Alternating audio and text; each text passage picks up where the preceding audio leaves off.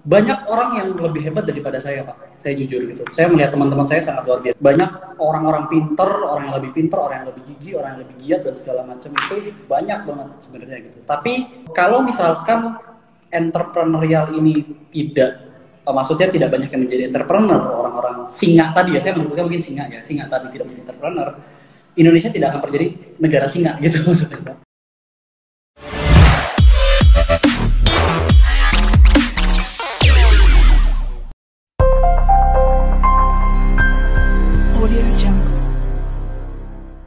Hai kawan-kawan The Ngobis, teman-teman The Consulting ya, The Consulting Lovers. Welcome to acara The Ngobis ya, seperti biasa ya. Hari ini saya live ya. Hari ini kita akan mengundang, kita akan ngobrol dengan CEO dari Bagi Kopi Indonesia ya. Oke guys, hari ini kita akan ngobrol dengan Bagi Kopi Indonesia ya. Hari ini kita akan ngobrol dengan CEO-nya langsung ya, Pak Dansli Daniel ya. Jadi kita hari ini akan ngobrol soal tips-tips gitu ya mengelola cafe shop. Tapi seperti biasa guys, dimanapun kita berada, ini saya rada ngelindur nih karena hari ini live-nya beda tempat ya. Hari ini live-nya saya nggak di Indonesia kebetulan. Jadi pas kebetulan di luar, kebetulan live ya, tapi dari luar Indonesia gitu ya. Nah, so hari ini kita akan ngobrol dengan CEO Bagi Kopi Indonesia ya.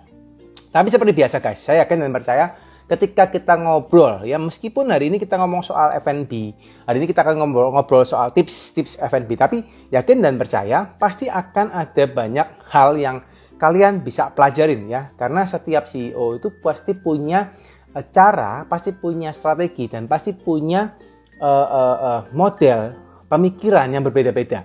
Dan terutama terkait dengan wisdom daripada berbisnis guys ya. Karena berbisnis itu bukan hanya sebuah tulisan aja atau sebuah teori 1 tambah 1 sama dengan 2, tapi banyak sekali wisdom yang perlu kita pelajarin ketika kita berbisnis. Dan hari ini kita akan belajar langsung dengan founder Bagi Kopi Indonesia ya, yaitu Pak Dansli Daniel ya. Oke guys, tanpa berlama-lama saya akan undang langsung. Halo Pak Dansli Daniel. Halo, selamat malam. Halo, apa kabar Pak? Apa kabar? Salam kenal ya Pak, salam kenal Pak. Ini langsung ketemu pertama, langsung lewat live nih. Pak Dansli biasanya dipanggil apa? Pak Dansli atau Pak Daniel? Dansli aja. Dansli ya, oke, siap Pak Dansli. Oke, sebelum mulai saya izin mengucapkan terima kasih dulu Pak Dansli karena sudah nyempatin waktu untuk live dengan kita hari ini ya di acara The Ngobis. Senang sekali ya hari ini bisa ngobrol dengan Pak Dansli ya, terutama dengan pengalaman bisnisnya, pengalaman hidupnya, dan senang sekali pasti teman-teman juga hari ini yang akan mendengarkan melalui live kali ini Pak, atau mungkin nanti akan disiarkan ulang di YouTube, baik juga di podcast juga. Semoga juga teman-teman yang mendengarkan bisa mendapatkan inspirasi tentunya dari Pak Dansli ya Pak ya. Amin. Saya juga berterima kasih sudah mengundang. Ini suatu kehormatan untuk diundang sebagai di consulting sebagai pembicara di sini. Terima kasih banyak Pak Deddy. Sama-sama Pak Dansli, sama-sama. Semoga hari ini teman-teman juga yang datang hari ini di acara The Ngobis nonton sampai akhir ya, bisa mendapatkan inspirasi banyak ya. Pak Dansli, sebelum mulain acara supaya kita tidak terlalu tegang nih Pak. Karena kalau acaranya gini kan biasanya saya yang bagian menanyain sebagai host ya Pak ya, selalu interview gitu ya. Nah, mungkin minta izin Pak Dansli kalau misalnya sebelum kita ngomong soal tips-tips itunya gitu ya, mungkin bolehkah Pak Dansli mungkin menceritakan riwayat hidupnya Pak Dansli, mungkin dari awal hingga sampai sekarang membuka bisnis Bagi Kopi Indonesia itu gimana Pak, kalau boleh ceritanya Pak? Kalau Bagi Kopi ya, pertama kali bikin Bagi Kopi itu justru namanya dulu bukan Bagi Kopi dulu. Jadi kita tuh start small Pak dulu Pak. Jadi kita cuma berjualan kopi susu itu di depan SD Karangpaulang namanya di Bandung, di Jalan Karawitan. Nah itu kita cuma punya space itu sekitar 8 meter persegi Pak dulu. Nah kita mulai sangat kecil. Dulu kita nggak punya mesin kopi Pak. Jadi dulu kita bikin espressonya nebeng mesin kopi temen. Dan teman saya itu di Serang Pak. Jadi dia bikin espresso dari Serang. Saya beli espressonya gitu ya. Terus tiap subuh itu tiap malam diantar pakai bus. Kita pengiriman lewat bus. Jadi Dulu sih saya dulu tiap ngambil tuh tiap subuh, tiap 3 hari sekali ngambil di terminal. Wow. Yang dulu gitu sih ya. Jadi kita memang dari awal itu kita punya prinsip ya bisnis tuh coba-coba karena kan resiko bisnis sangat besar ya sebenarnya. Jadi kita coba start dulu kecil-kecilan. Alhamdulillah dulu kita oke lah bisa dibilang gitu, salesnya, omsetnya, dan juga Instagramnya apa segala macam gitu, sampai akhirnya berkembang 6 bulan. Tiba-tiba ada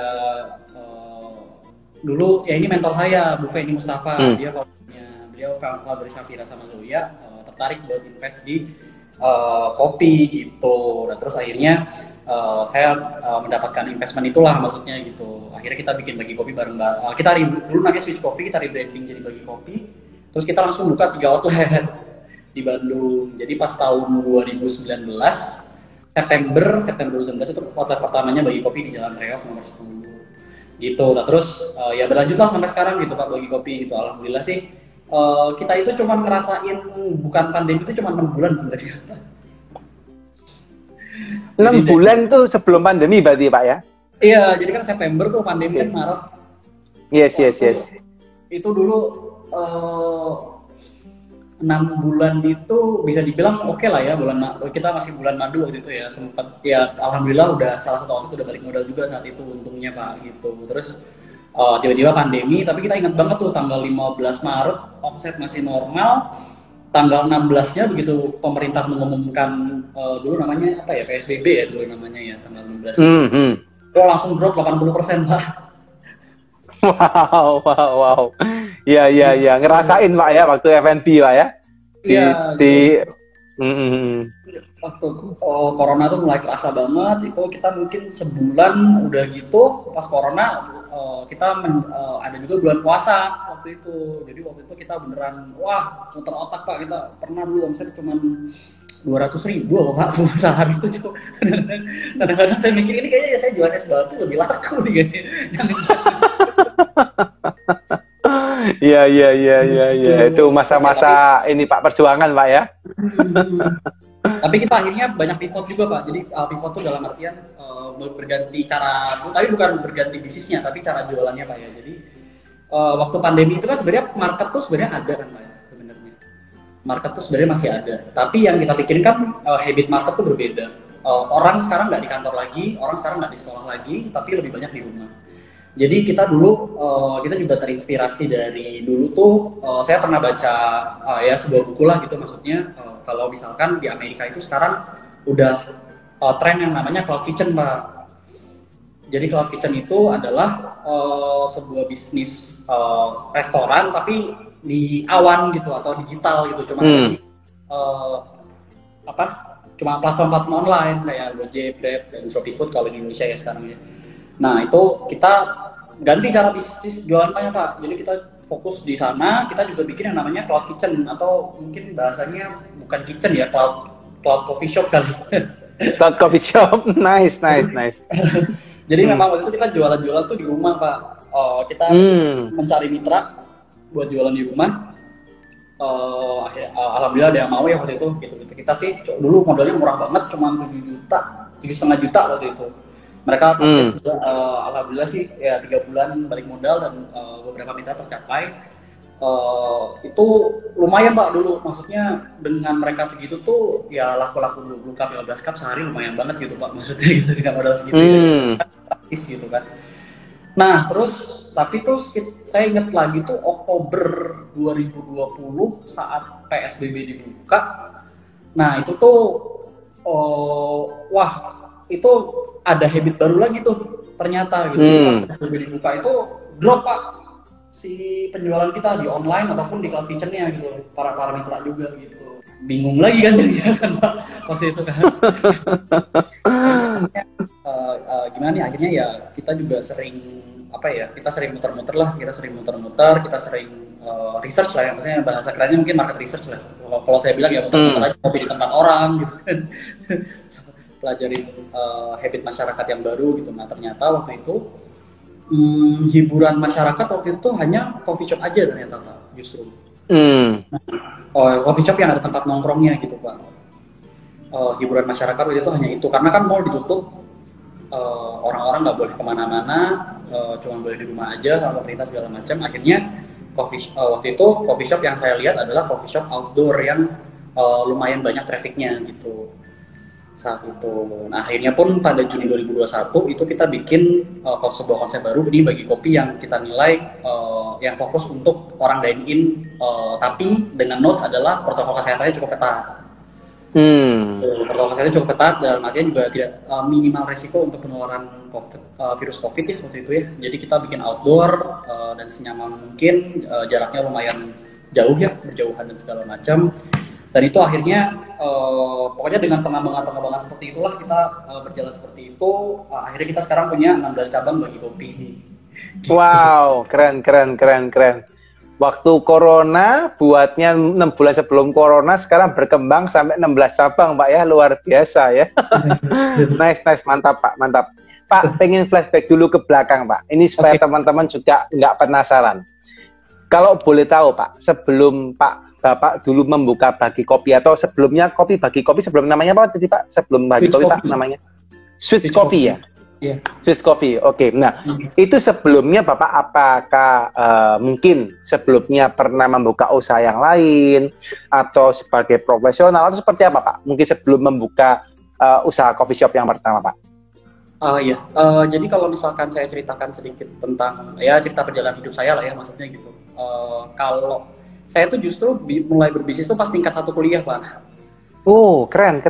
Tingkat 1 kuliah itu saya bikin bisnis dulu promotor dan I.O musik dulu karena hobi saya dulu musik ya dulu ya. Jadi itu adalah bisnis pertama saya. Tapi ya alhamdulillah gagal Pak acara pertama. Waktu itu tuh panggung penontonnya ambruk Pak. Maksudnya ambruk gimana Pak? Maksudnya Pak? Saya dulu undang itu acara pertama itu Trio Lestari itu kan Glenn Fredly, Tompi sama Sandy Sondoro. Terus kemudian ada Raisa sama ada Tulus dulu sih Raisa sama Tulus belum terlalu ngetop lah Kak 2012. Ya. Nah itu kemudian pokoknya singkat cerita itu tuh panggungnya ambruk dan itu kita kerugian dulu, saya tuh menanggung rugi dulu sekitar 1,2 M Mbak. Dari acara itu gitu. Dan itu tapi ya alhamdulillah sih, maksudnya dulu saya masih ada bantuan dari orang tua juga gitu, maksudnya orang tua akhirnya menutupi dulu sementara gitu maksudnya ya, dan sisanya ya nggak semuanya saya bilang ke orang tua saya dulu, jadi maksudnya ada saya cita cuma 700 gitu. Padahal kalau sisanya tuh saya cicil. Nah, jadi waktu itu dulu saya kuliah itu sambil cari duit juga Pak gitu, maksudnya selain ya belajar lah ya maksudnya untuk kuliah. Jadi saya dulu juga sambil nyari uang gitu kan buat bayar segala macam sampai tahun 2015 pas saya lulus. Karena sudah kepepet ya Pak ya dulu gitu, maksudnya saya sempat jadi ya IBU lah Pak, istilahnya BU ya. Habis itu akhirnya saya bekerja sebagai profesional Pak. Dulu saya di Philip Morris. Sempat di Philip Morris juga. Iya betul, saya di Philip Morris dulu sekitar 1 tahun 7 bulan lah, dari tahun 2016 sampai tahun 2017 akhir, sampai tahun 2017 Desember 2017 gitu Pak. Nah baru habis itu saya nggak langsung bikin kopi dulu pas saat itu tuh saya memang berencana kerja itu cuma 2 tahun sebenarnya. Karena memang dulu mungkin panggilan jiwa lah Pak ya, maksudnya gitu. Panggilan.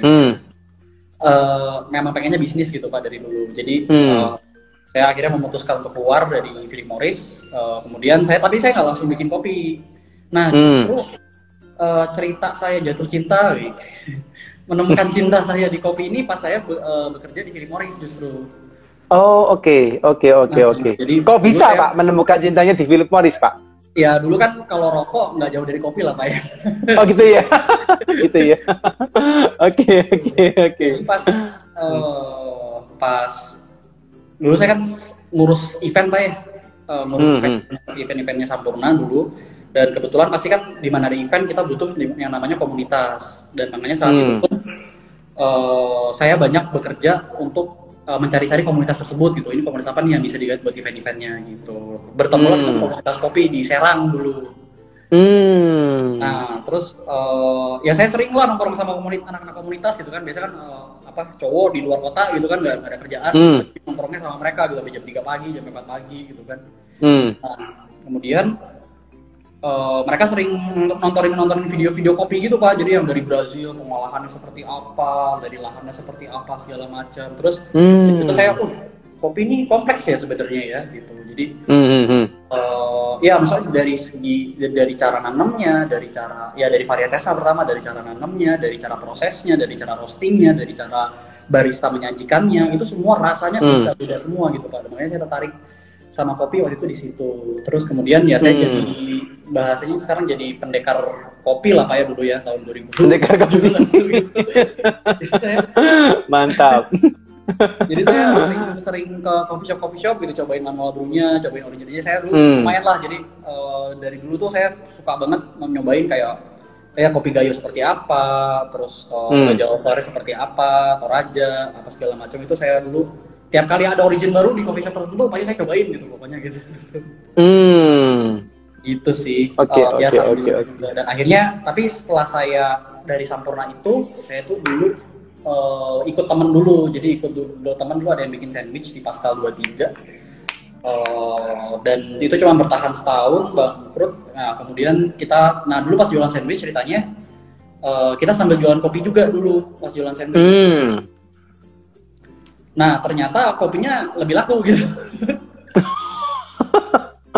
Malah lebih laku kopinya Pak ya daripada sandwichnya waktu itu ya. Betul. Nah akhirnya kita tutup dan akhirnya saya ngajakin teman saya yang bikin sandwich tadi, udahlah kita ayo jualan kopi aja yuk gitu. Kita start small aja, segala macam pelajaran dulu. Saya kan waktu bikin IO tuh acara pertama kan langsung gede banget tuh kan Pak. Ayo udahlah kita coba modal 40 juta berdua gitu kan, nggak berat Pak ya maksudnya. Nah akhirnya kita start small itu dan akhirnya ya udah akhirnya pun saya juga jadi sampai sekarang lah maksudnya gitu Pak. Oh oke. Pak, pengen tanya Pak, ini kalau boleh mundur dikit ke tadi yang Bapak cerita soal rugi 1,2 miliar ya Pak ya?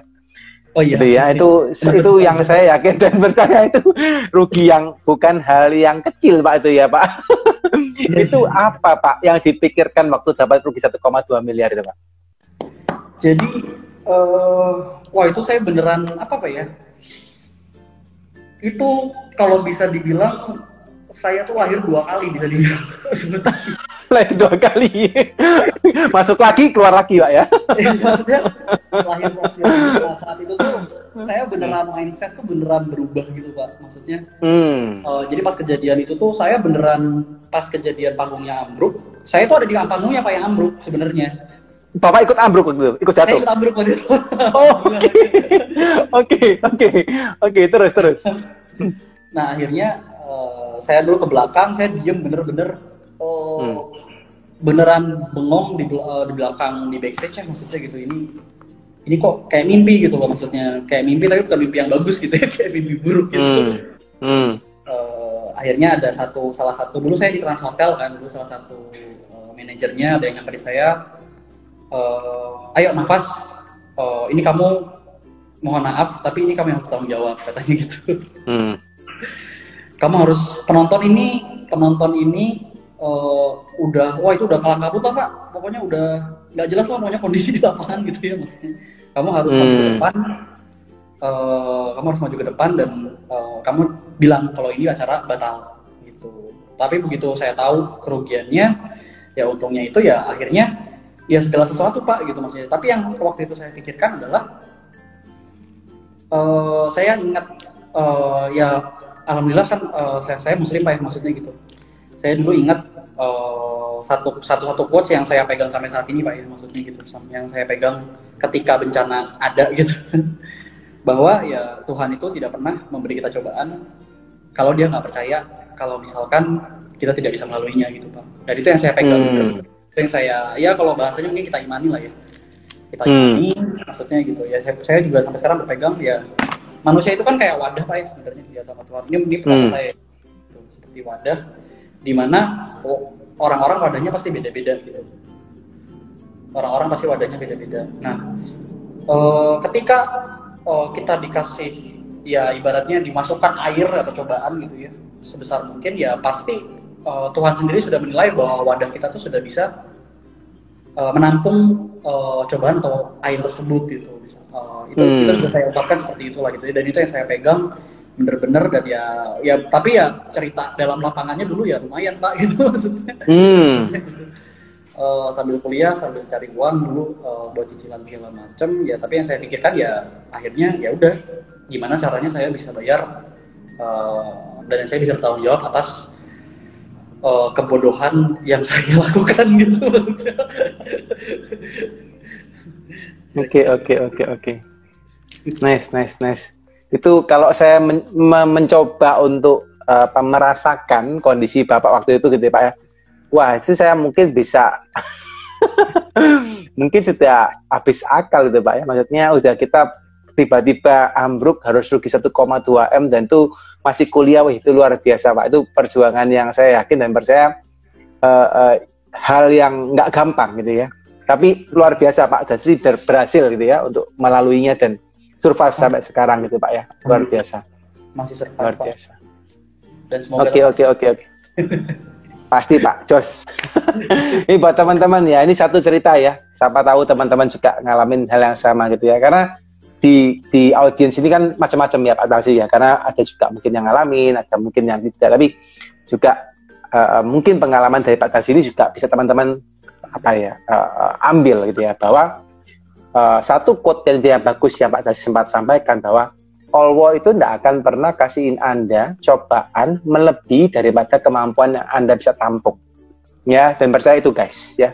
Kalau sekarang teman-teman sekarang lagi menghadapi cobaan apapun, percayalah Anda lagi belajar, ya. Kalau sudah berhasil lewatin tuh percobaan gitu ya, pasti bisa jos gitu ya. Alhamdulillah, moga-moga seperti itu ya. Yes. Oke. Back to bagi kopi gitu ya.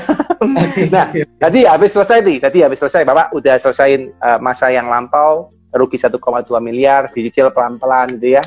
Akhirnya sampai sekarang bisa membuka usaha kopi. Nah, pertanyaannya Pak, dari usaha kopi yang pertama dengan teman Anda, Bapak buka join berdua gitu ya. Terus akhirnya kok bisa sampai mendapatkan investor, itu gimana Pak ceritanya Pak? Mungkin itu juga cerita lama ya sebenarnya. Itu Bu Feni itu dulu tuh sahabat ibu saya lah maksudnya gitu. Nah, terus ceritanya sahabat ibu saya, terus ya, mungkin beliau lihat ya, saya juga nggak tahu, maksudnya itu beneran out of the blue ya Pak ya, maksudnya bahasanya sekarang ya. Jadi suatu sore saya tiba-tiba ditelepon, saya mau bikin kopi, ayo bareng gitu maksudnya gitu. Oh gitu, oke. Gitu.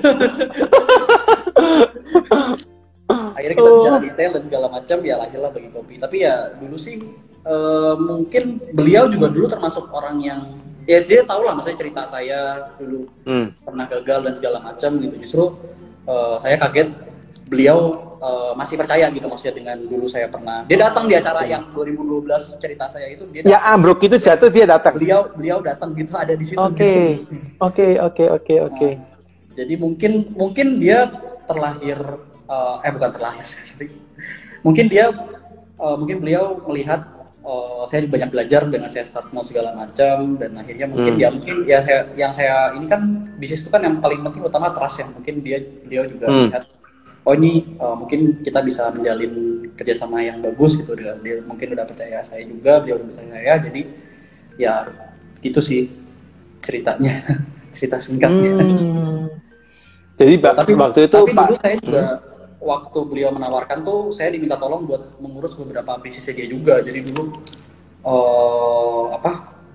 beliau mau bikin bisnis fresh mart, mau bikin bisnis tekstil segala macam, itu beliau ibaratnya menitipkan kepada saya lah saat itu ya, waktu itu lagi berjalan juga, jadi sekalian. Itu sih ceritanya. Oh, oke. Jadi kalau dari ceritanya Pak Darsi, malah Bapak ini langsung mendapatkan orang yang mau invest ya Pak ya? Iya, kebetulan itu memang. Oke. Iya. Ya kalau bisa. Berarti nggak apa-apa. Berarti nggak perlu meyakinkan banget gitu ya Pak? Langsung gitu ya? Apa gimana Pak prosesnya Pak? Itu sebenarnya apa ya? Ya bisa dibilang anugerah juga sih sebenarnya gitu dulu. Itu mungkin rezeki mendadak aja ya, kayak kejatuhan durian kali ya. Sebenarnya sih. Lebih ke situ sih kalau saya bilang, saya cukup kalau misalkan bilang saya orang beruntung ya, despite kejadian waktu itu ya saya cukup beruntung gitu, tiba-tiba tidak bicara banyak tentang ya tadi mencari investor terlalu giat apa segala macam. Ya bisa dibilang Allah yang mendatangkan gitu kan, tiba-tiba di hadapan saya dan tinggal bilang segala macam, itu sebuah anugerah sih sebenarnya. Oke. Mungkin fase saya meyakinkan investor itu banyaknya saat membuka bagi kopi yang lain justru. Oke. 16 cabang itu kita banyaknya sekarang itu kita sistemnya crowdfunding, Pak. Tapi dari gimana tuh Pak maksudnya Pak? Masih teman-teman dekat, masih ya kalau nggak teman dekat, temannya teman lah gitu. Kayak baliknya seperti itu sih. Jadi mungkin kalau meyakinkan investor tuh saya lebih banyak melakukannya pas buka-buka bagi kopi signature ini yang sekarang lagi kami push untuk bertambah banyak ya gitu. Oke. Jadi modelnya bisnisnya bagi kopi ini lebih ke arah bukan franchise berarti Pak ya? Berarti lebih ke arah half franchise, half crowdfunding sih sebenarnya. Maksudnya gimana tuh Pak? Boleh dijelasin nggak?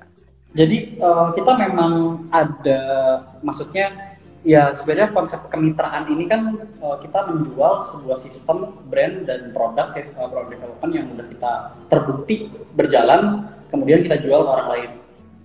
Tapi sistemnya itu tetap kita jual, hanya saja bisa crowdfunding. Kita jual oleh crowdfunding, tapi di manajemennya masih oleh kami. Gitu, kita masih ibaratnya di beberapa outlet kita masih in charge lah buat bertanggung jawab untuk di operasional, marketing, sales dan segala macamnya. Gitu. Jadi buat ya teman-teman mungkin yang butuh passive income ya bisa hubungi saya.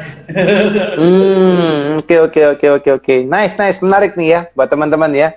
Jadi Bapak ini yang kelolain dari timnya dari Bagi Kopi yang kelolain untuk day-to-day-nya Pak ya, untuk investor. Jadi investor tinggal masukin aja modal, ini buka di mana, cari tempatnya, pengelolaan operasionalnya, marketingnya semua langsung dari timnya Bagi Kopi gitu ya Pak Darsi ya. Betul. Oke. Nice. Nah Pak, penasaran Pak. Tadi Bapak sebelum dimasukin investasi gitu, itu pertama waktu itu sudah sampai ke berapa outlet Pak waktu sebelum dimasukin investasi dari investor yang pertama? Kalau dari investor pertama sih kan cuma satu Pak, yang kecil itu Pak. Baru satu itu yang di Pascal 23 itu? Iya, enggak, di yang saya tinggal tadi depan SD Karangbaulan. Oke. Itu baru satu, habis itu langsung dimasukin investasi dari investor tempatnya ibunya Bapak itu ya? Tapi memang itu kita cukup extraordinary sih Pak. Maksudnya untuk toko segitu dulu kita bisa menjual 100 cup sehari Pak, 120 cup. Wow, 100 cup Pak satu hari? Iya. Wow, keren. Dulu ya, zaman dulu ya, sebelum. Iya. Iya, betul. Ya, kita juga dulu sebelum corona sih rata-rata 300 dapat Pak. Keren. Ya. Nah, terus habis itu dilempar ke investor yang mulai kemitraan itu sudah sampai ke berapa ini Pak? Ke berapa outlet waktu itu Pak?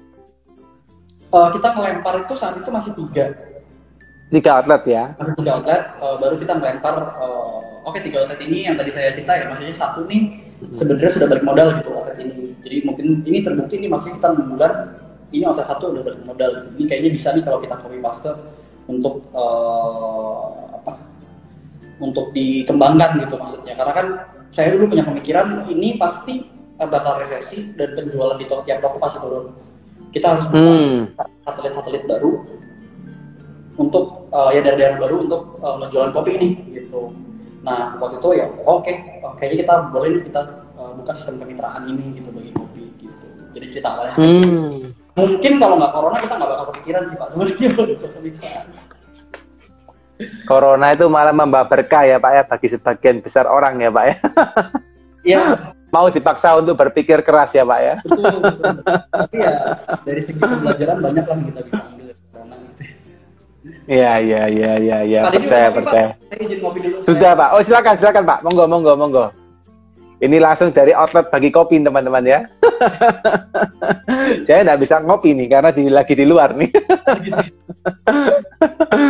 Oke. Pak cerita dong Pak, apa asik dan apa suka dan dukanya waktu menjalankan bagi kopi Pak, kalau boleh Pak.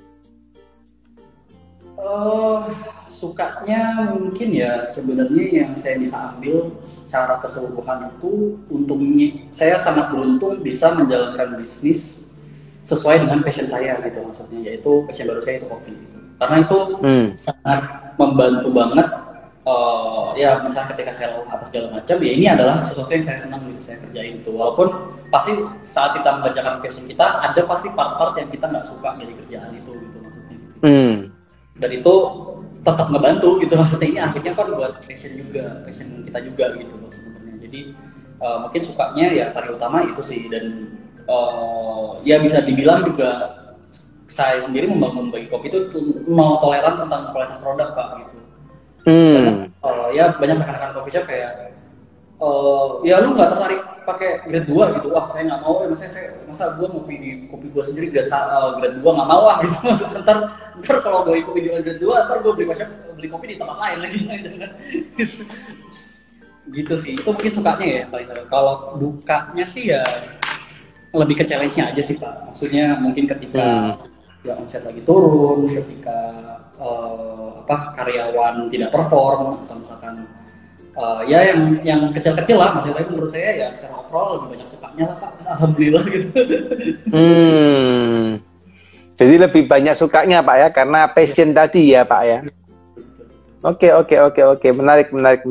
Ini karena ya teman-teman itu juga kadang-kadang bingung Pak gitu ya, kalau di lapangan ya, karena kan banyak juga mereka itu yang menjalankan bisnis ya di tahun kedua, tahun ketiga itu mulai jenuh, mulai ngadepin tantangan, mulai ngadepin masalah dengan tim, masalah dengan sales gitu ya.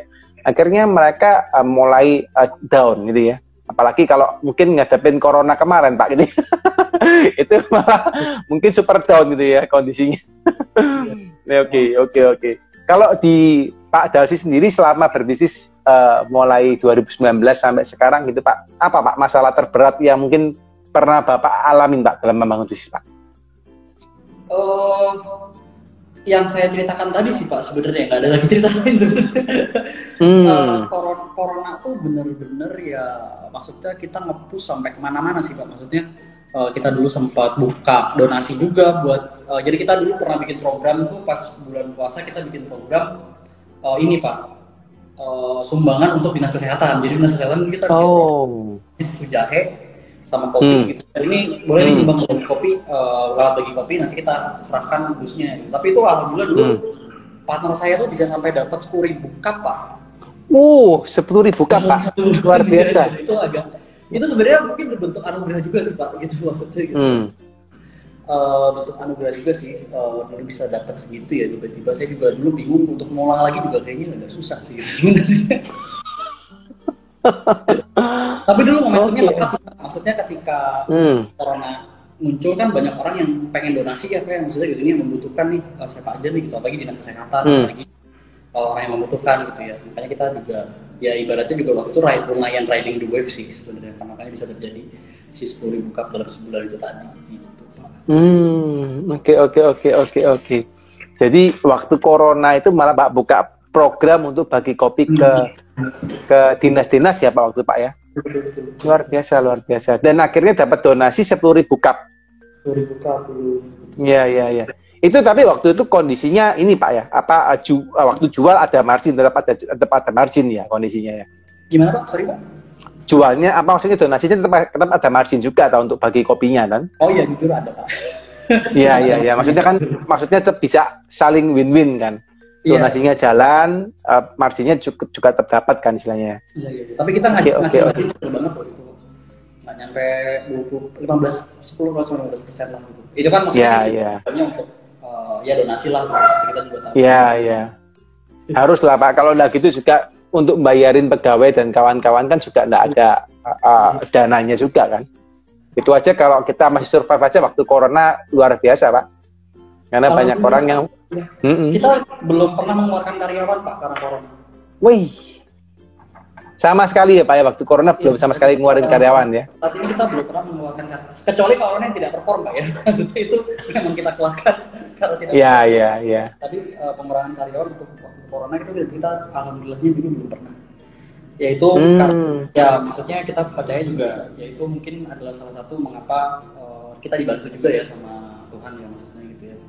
Karena kita ya udah, ini pokoknya pas corona kita nggak usah cari cuan, yang penting bertahan gitu kan. Udah alhamdulillah bisa bertahan segala macam. Niat kita waktu itu ya itu gitu ya, alhamdulillahnya malah dikasih berkembang gitu maksudnya, alhamdulillah. Sudah niatnya mau bantuin orang malah dikasih berkembang ya Pak ya. Luar biasa. Total berarti sekarang total 16 cabang itu karyawan berapa Pak sekarang Pak? Kalau di total tuh 50 lebih sih Pak. Kayaknya 60-an. 50 lebih Pak ya? Wow. Dan itu semua di-manage oleh Under Bagi Kopi Pak ya tadi ya? Nah, yang kita manage itu hanya yang di kota-kota besar Pak. Maksudnya seperti kita sekarang di Jogja, ada di Jogja, Surabaya sama Bandung. Nah, untuk di Padang, di Soreang, Subang itu memang kita tidak bukan di-manage oleh kami gitu. Karena kan dari segi posisi juga jauh ya gitu. Gitu sih.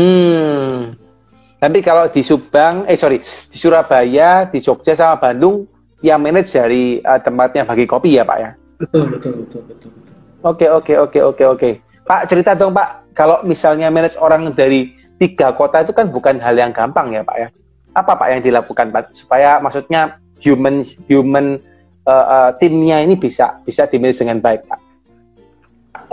Satu sih sebenarnya kita training cukup intensif ya dalam waktu 10 hari buat pembukaan awal sama karyawan itu kita cukup intensif, dan kita melakukan ya pendekatan secara personal level juga lah, tapi ya nggak terlalu personal juga sih, cuman kita bahasanya mungkin bahasa keren itu company value kita nyampe ke mereka.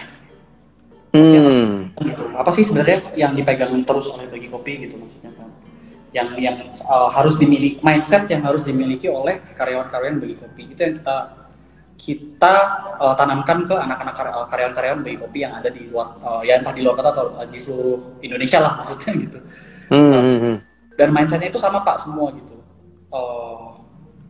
Pokoknya tugas mereka itu saya jelaskan, tugas kalian itu cuma satu kok, kalian barista ya maksudnya gitu ya. Gimana caranya customer yang datang tertarik ke Bagi Kopi dan membeli produk Bagi Kopi itu besoknya balik lagi ke Bagi Kopi. Itu yang satu objektifnya itu pokoknya gitu. Objektif mereka semua yang di lapangan satu itu gitu. Tapi kan turunannya banyak Pak ya. Ya produk kualitas harus bagus, fasilitas harus tetap bersih, pelayanannya ramah, cepat dan segala macam, itu turunnya banyak. Tapi kan objektifnya kan sebenarnya itu Pak. Objektifnya akan dengan otomatis sales akan pasti terjaga Pak ya maksudnya gitu. Tapi itu yang kita tanamkan. Tapi kalau misalkan yang namanya manusia pasti kan tidak sempurna ya, maksudnya pasti ada lekahnya, ada apanya gitu. Dan memang untuk saat sampai sekarang Pak ya, maksudnya itu saya sendiri Pak yang masih sering keliling untuk ke Jogja, ke Surabaya. Itu kita saya minimal sebulan sekali saya ke sana. Jadi saya tanya kabarnya, terus gimana produknya saya lihat, kebersihan tokonya saya lihat, apa segala macam gitu sih. Lebih ke situ sih. Kalau kita controlling, menurut saya yang namanya bisnis nggak bisa kalau nggak dikontrol sih. Gitu. Paling gampang sebenarnya ya kalau sekarang paling gampang lewat CCTV sih Pak.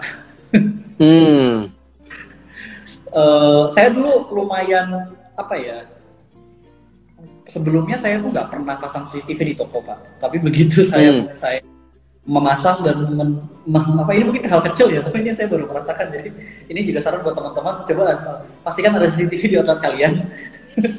Karena sangat praktis gitu Pak, maksudnya kawan di situ juga bisa pasang, bisa kita ngobrol sama mereka juga kalau misalkan lagi nggak ada konsumen ya maksudnya gitu ya.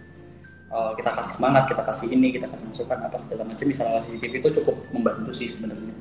Gitu sih. Di samping itu ya sebenarnya di samping yang saya bilang tadi ya tetap sih yang namanya SOP juga harus ada ya maksudnya gitu ya. Walaupun objektifnya sama tapi kita punya standar di mana Bagi Kopi itu SOP-nya begini, SOP produknya ada, SOP pelayanannya ada.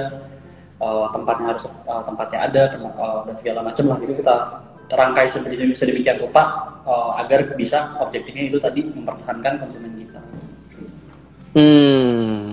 Oke. Jadi mau nggak mau tetap harus dikontrol ya Pak Dasi. Tapi harus dikontrol gitu. Iya. Bapak datang sendiri ke tempat-tempat tadi ya, 1 bulan 1 kali kalau di Surabaya dan Jogja ya Pak ya. Betul. Nice. Ya, itu sih sebenarnya kalau menurut saya sih ya, kalau saya pribadi sistem manajemen saya adalah saya tuh orangnya ngulik dulu sendiri Pak, maksudnya gitu. Apa Pak? Sorry Pak. Saya lebih ke ngulik dulu sendiri semuanya gitu. Ngulik dulu sendiri. Ya, begitu. Ya sampai sekarang pun saya masih ngulik nih 3 kota nih gimana caranya tetap bisa sustain gitu maksudnya gitu. Tapi saya biasanya memikirkan oke, ini yang harus diperhatiin ternyata ini. Nah begitu dapat sistemnya, begitu dapat apa yang harus dikerjakan aja gitu, bisa di list gitu maksudnya. Begitu baru saya hire orang buat melakukan hal tersebut gitu. Oke. Biar nggak gampang ditipu Pak. Iya. Kalau nggak gitu dipikir semuanya oke gitu ya Pak ya. Ternyata belum gitu ya. Oke. Menarik ya. Nah Pak, penasaran Pak, kalau Bapak misalnya pas keliling gitu Pak ya, terus misal saja Pak ketemu satu outlet ini bermasalah, kira-kira apa Pak yang harus dilakukan Pak? Atau kira-kira apa yang akan dilakukan oleh Bapak waktu ketemu outlet bermasalah? Kalau outlet bermasalah sih, prinsip saya dalam memanage orang itu pertama biarkan mereka mencari alasan dulu. Saya pengen dengar dulu alasannya apa nih, gitu. Itu buat kesalahan pertama Pak ya, yang masih awal-awal, yang masih baru. Kenapa? Kamu ada kendala di mana? Gitu. Kenapa bisa seperti ini? Kamu ada kendala di mana? Gitu. Nanti mereka cerita kan, alasannya bla bla bla. Gitu. Baru abis itu kita kasih saran aja maksudnya gitu. Oke, ini nanti kita beresin bareng-bareng. Intinya karena kan outlet ini kan di outdoor outlet ini kan mereka kan sendiri Pak gitu. Nah makanya saya tuh apa yang mindset saya adalah gimana caranya anak-anak ini tuh nggak merasa sendiri Pak, maksudnya gitu. Nggak merasa kayak ya mungkin kayak dikejar omsetnya terus gitu. Ini kenapa harus disepi gitu. Saya nggak berusaha, lebih ke kayak ayo apa nih yang bisa kita kerjakan gitu, apa nih yang bisa kita lakukan supaya bisa naik, apa nih plan kamu apa gitu, plan kita apa nih, ayo kita obrol bareng-bareng. Itu sih sebenarnya. Nah cuman yang namanya karyawan kan memang agak susah Pak ya, maksudnya ada yang bagus, ada yang memang bebel gitu Pak ya, maksudnya gitu. Bebel itu dalam arti susah lah gitu. Jadi ya kadang-kadang ya ini saya dapat dari dosen saya sih Pak sebenarnya gitu. Ketika kamu harus marah. Ini notes dari dosen saya gitu. Karena dulu saya lumayan menahan amarah ya, maksudnya dulu ke karyawan saya. Tapi begitu mungkin mereka mau kesalahan 3 kali, 4 kali, mereka akan peduli. Mereka cari alasan yang kalau kita gali-gali ternyata alasannya kosong gitu, maksudnya gitu. Nah itu baru kita memang harus marah gitu maksudnya ke mereka gitu, biar mereka berarti kasih shock terapi lah gitu, dimana ya supaya ya demi tujuan bersama kembali gitu maksudnya kan, supaya sama-sama ini juga, toh buat mereka juga kan sebenarnya kan kalau misalkan outletnya bagus mereka juga dapat bonus gitu. Sebenarnya kan saya punya sistem mereka dapat bonus kalau misalkan mereka achieve target, mereka salesnya berapa gitu sih sebenarnya. Tapi yang saya lakukan pertama ya kita kerja sama manusia, ya memang ada saatnya ya kita kasih pengertian untuk orang yang ya alasannya bagus gitu ya, tapi kalau ada alasan macam-macam ya itu harus ditindak lanjut lah. Itu sih sebenarnya dari manajer orang. Oke. Untuk perekrutan juga Bapak masih terlibat Pak ya untuk merekrut tim Pak? Dulu di luar kota tuh saya masih terlibat Pak dulu. Cuman untuk sekarang alhamdulillah saya ya itu tadi karena saya udah tahu ini begini. Oke nih, ini sekarang tinggal saya udah baru hire GM kemarin alhamdulillah gitu. Jadi lebih udah tinggal diserahkan ke dia, ini kayak gini biasanya yang seperti ini gitu, selesai Pak gitu. Akhirnya saya bisa talk show sekarang. Luar biasa. Sekarang udah GRGM-nya sendiri ya Pak yang ngurus ya Pak ya. Ya. Ini baru nanti bisnisnya bisa berkembang lagi luar biasa Pak ya, dari 16 bisa ke 30 sampai 100 cabang nih gara-gara ada GM 1 ini. Iya. Target 12 cabang lagi tahun ini. Target tahun ini 12 cabang lagi Pak ya, luar biasa Pak, mantap. Oke. Pak, pengen tanya Pak, ini kalau boleh ngomong Pak, bisnis kopi ini kan juga ibaratnya yang bermain di dalam bisnis kopi ini kan juga cukup banyak gitu Pak ya. Maksudnya ada bagi kopi, ada kopi-kopi yang lain yang kita nggak perlu sebut gitu ya Pak ya. Apa Pak yang mungkin yang akan atau yang ingin dilakukan gitu ya oleh tim bagi kopi dalam menyikapi persaingan mungkin di bisnis F&B terutama di segmen kopi Pak? Oh iya, sebenarnya sih kalau dari bagi kopi sendiri memang kita itu sekarang ibaratnya gini Pak, kalau saya punya konsep marketing tuh ada 3 Pak. Marketing itu tipe branding ya maksudnya gitu. Ada yang mengarahkan atau mengolah otak manusia, ada yang menyentuh hati manusia, ada yang mengejar gengsi manusia. Kalau saya kasih contoh, misalkan kalau otak tuh kita ngejar pasti di harga dan fungsional. Kalau hati itu mereka lebih ke ya itu tadi ada campaign misalkan campaign berbagi ke orang yang membutuhkan, atau misalkan campaign go green atau segala macam, itu untuk menyentuh hati manusia. Yang ketiga gengsi itu memang untuk membuat manusia bangga mereka memakai brand tersebut. Mungkin kayak Starbucks ya, saya nyebut merek aja ya, mungkin biar lebih jelas. Gitu sih. Nah, saat ini tahapnya bagi kopi itu kita masih mengolah otak dari konsumen. Jadi maksudnya kita beneran tadi kita menyediakan beans kopi grade 1 dengan harga mulai dari 10.000. Grade 1 10.000 ya teman-teman ya. Jadi kita mengolah itu maksudnya ya dengan kopi yang berkualitas itu nggak mahal loh buat semua orang.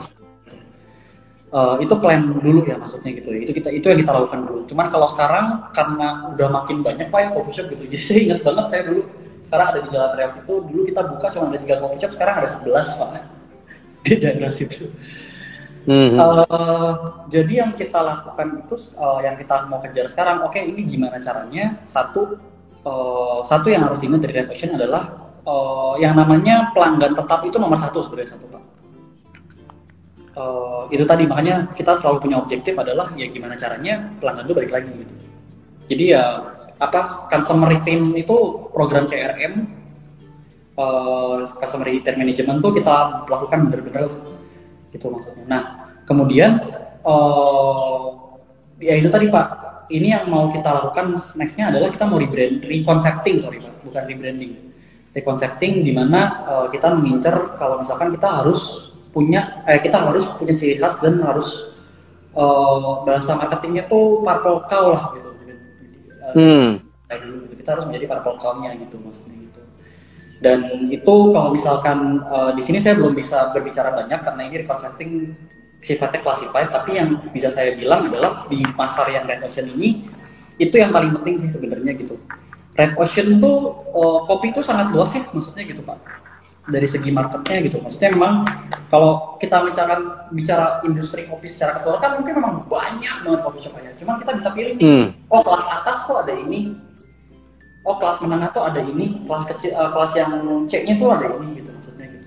Terus yang menjual branding tuh yang ini, yang menyentuh hati manusia tuh yang ini, yang mengejar gengsi tuh yang ini gitu maksudnya gitu. Itu kita bisa breakdown dulu. Nah, kalau misalkan kita mau cari celah bisa di situ gitu. Oh, dicari celahnya, oh di sini ternyata yang masih orang tuh belum nangkep dan belum menyentuhnya gitu maksudnya gitu. Mungkin bisa di situ. Misalkan nih teman saya gitu, saya kasih contoh teman saya aja biar aman. Teman saya akhirnya dia bikin kopi di mana semua bahan bakunya itu sehat Pak. Kan belum ada kan ya mungkin coffee shop yang menjual kesehatan gitu. Lu minum ini tiap hari nggak apa-apa loh gitu. Lu nggak bakal gendut, lu nggak bakal kolesterol, lu nggak bakal jerawatan gitu kan maksudnya kan gitu. Dan segala macam itu juga bisa jadi salah satu contoh juga, dan itu akhirnya yang bisa jadi ngebuat kita di dalam Red Ocean itu kita menemukan Blue Ocean-nya gitu maksudnya gitu. Gitu. Itu sih mungkin yang bisa saya bilang ya gitu. Dan kita ke depan mungkin ada di situ gitu. Kita mencari Blue Ocean tadi di tengah-tengah Red Ocean ini. Gitu. Oke. Nice. Ini buat teman-teman juga satu strategi teman-teman ya. Jadi ternyata di area yang red ocean pun teman-teman bisa nyangsa ketiga hal gitu ya. Yaitu yang pertama secara logika gitu ya Pak ya. Kalau bahasa saya itu logikanya gitu ya. Kedua secara emosinya gitu ya. Dan yang ketiga secara gengsinya gitu ya. Jadi teman-teman mau main di area mana tuh? Ternyata juga ada segmentasinya guys ya. Dan ini menarik guys ya. Bahwa kalau teman-teman coba lihat dari tadi teman-teman yang baru nontonnya atau nanti yang akan nonton di putar balik kita di YouTube atau di Spotify ya, teman-teman dengerin cerita tadi dari yang awal ya, waktu Pak Dalsi ceritain kisahnya beliau sampai buka Bagi Kopi sekarang ini bukan satu hal yang kebetulan bagi saya, meskipun beliau cerita dapat investornya gampang banget gitu ya. Betul, kalau teman-teman dengerin dari teman-teman narasumber yang lain, cari investornya susah gitu ya. Dari Pak Dalsi cepat banget cari investornya gitu ya. Nah, tapi teman-teman perhatikan bahwa tadi Pak Dalsi sempat cerita beliau sempat rugi 1,2 M dan beliau bertanggung jawab terhadap hal tersebut sampai akhir ya. Dan itu yang bukan suatu kebetulan menurut saya, karena investornya juga sudah melihat ya. Dan percaya teman-teman bahwa ketika kita berbisnis itu kita nggak hanya berhubungan dengan data, kita nggak hanya berhubungan dengan manusia, dan kita nggak hanya berhubungan dengan uang guys, tapi kita juga ada hubungan dengan sang pencipta kita. Itu yang nggak akan kita tahu ya. Orang startnya sama, finishnya bisa yang start yang akhir bisa finish duluan atau kebalikan ya. Jadi itu yang nggak akan kita tahu ya. Tapi Pak Dalsi membuktikan bahwa dia sudah bertanggung jawab, akhirnya dapat investornya gampang banget ya. Kalau kalian sekarang cari investor susah, ya coba cek dulu gitu ya, apa yang sudah dilakukan. Bikin panggung ambruk dulu Pak, baru beli gitu. Gitu ya. Pak, bingung Pak gitu ya. Takutnya yang nanggung bebannya nggak kuat tuh. Oke. Ini menarik guys ya, menarik banget. Pak Dalsi, nggak terasa sudah hampir 1 jam kita ngobrol Pak Dalsi ya tentang kisah Anda, dan saya sangat amazing Pak. Saya mendengarin Pak kisah Bapak ini luar biasa ya. Cerita kisah Bapak yang sebentar aja sudah banyak inspirasi yang saya dapatkan Pak. Mungkin sembari kita juga ingin menutup acara ini Pak, mungkin boleh Pak kasih 1 atau 2 kata-kata Pak buat teman-teman Pak, mungkin biar bisa memberikan semangat buat mereka. Silakan Pak Dalsi, saya waktu sempat saya persilakan Pak, silakan. Iya. Mungkin buat teman-teman semua entrepreneur dan calon entrepreneur juga gitu, saya punya pesan tuh, saya pernah dapat kata-kata bagus, di Indonesia ini tuh kita bukan soal kita membangunkan domba, tapi gimana caranya membangunkan singa. Itu sangat random Pak ya, cuman yang pengen saya dapat dari kata-kata ini adalah banyak orang yang lebih hebat daripada saya Pak, saya jujur gitu. Saya melihat teman-teman saya sangat luar biasa. Banyak orang-orang pinter, orang yang lebih pinter, orang yang lebih gigi, orang yang lebih giat dan segala macam, itu banyak banget sebenarnya gitu. Tapi kalau misalkan entrepreneurial ini maksudnya tidak banyak yang menjadi entrepreneur, orang-orang singa tadi ya, saya menyebutnya mungkin singa tadi tidak menjadi entrepreneur, Indonesia tidak akan menjadi negara singa gitu maksudnya Pak. Jadi ya buat yang udah jadi singa, buat yang udah jadi entrepreneur tetap semangat, karena menurut saya pernah dengar juga kalau misalkan negara itu tidak akan maju kalau misalkan sekian persen dari negaranya itu belum jadi entrepreneur. Ini kita adalah sama-sama bangun semuanya buat entrepreneur, semua semangat. Yang belum menjadi entrepreneur, ayo kita bergabung bersama kami di dunia pengusaha ini. Kita saling kolaborasi juga nantinya gitu, untuk tadi kita berkolaborasi untuk memajukan Indonesia sendiri. Itu sih, itu aja lah. Nice, mantap Pak ya.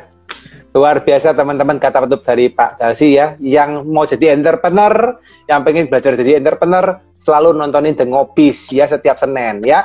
Yang pengen cepat bisa skill up jadi entrepreneur cepat, bisa hubungin Pak Dalsi ya. Follow IG-nya ya, tanya kemitraannya Bagi Kopi berapa. Langsung guys ya, langsung DM Pak Dalsi, tanya Pak kemitraannya berapa Pak, supaya bisa jadi entrepreneur ya, bisa dibimbing langsung sama Pak Dalsi. Apalagi beliau bantuin kalian guys untuk ngelolanya langsung, Anda nggak perlu pusing, tinggal Anda belajar juga sama Pak Dalsi gimana sih caranya sambil belajar, itu boleh ya. Oke, kurang lebih teman-teman ya, buat teman-teman stay tune terus buat acara The Ngobis ya, setiap Senin kita akan undang terus acara yang narasumber yang luar biasa ya, seperti Pak Dalsi hari ini ya. Untuk Pak Dalsi, thank you so much Pak untuk sharingnya hari ini. Saya yakin dan percaya pasti memberkatin banyak orang, dan semoga apa yang beliau sampaikan dan apa yang di-sharingkan Pak Dalsi hari ini ya, semua kembali ya kepada teman-teman semua, dan semua kebaikan hari ini juga kembali kepada Pak Dalsi dan keluarga ya Pak ya, dan mimpi tahun ini dapat 12 cabang baru Pak ya, 12 outlet baru terlaksana Pak gitu ya. Mungkin kalau bisa diizinkan sama yang di atas Allah Subhanahu wa taala buka berkali-kali lipat Pak ya. Gitu. Sip. Semoga sukses terus Pak Dalsi. Sekali lagi thank you so much untuk sharingnya hari ini Pak Dalsi. Salam buat keluarga ya Pak Dalsi ya. Thank you Pak. Makasih. Bye bye.